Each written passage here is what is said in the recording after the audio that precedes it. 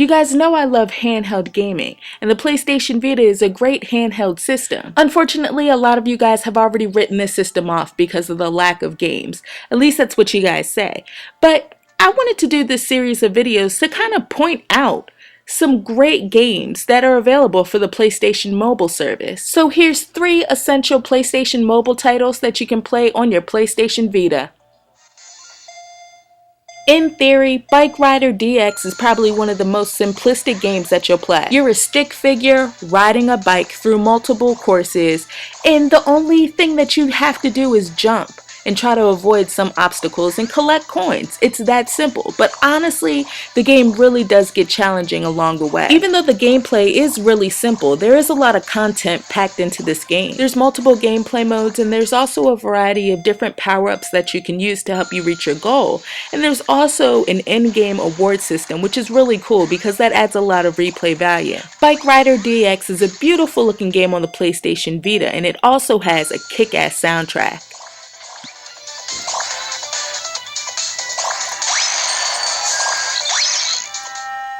Haunt the House Tera Town might sound like it's a spooky survival horror game, but honestly, it's hilarious and a blast to play. This game reminds me a lot of Haunting starring Poltergeist, which is a game that's available for the Sega Genesis.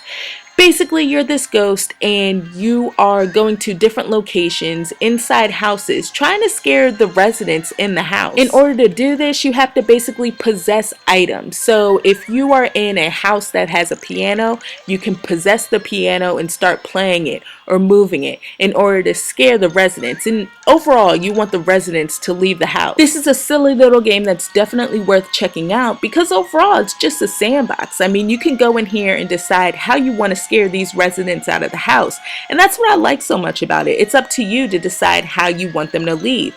And I love the fact that when you possess items, you actually really do scare these people. Like some of their reactions is just so hilarious to see them running around the house not knowing which direction to go. They're just trying to find an exit, and you can just mess with them. It's so much fun.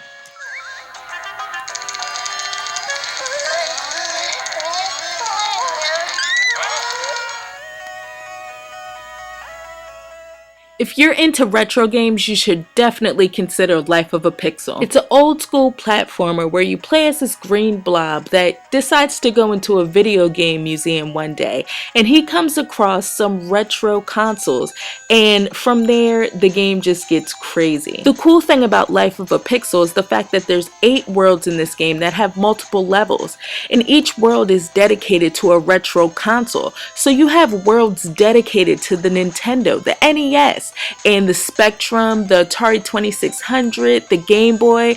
I mean, there's a lot going on in this little game. The concept is really simple because you're just really just going around collecting these gems, and you can use a little double jump if you have to.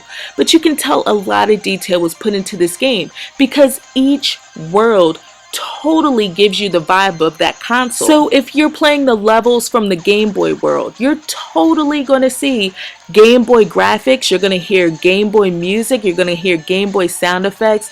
It's really awesome. The game is short because the levels aren't that long, but there is a challenge in this game. I mean, I found it difficult to get through some of these levels, and if you complete the game and get everything that there is to find, then there's a bonus console that's unlocked at the end.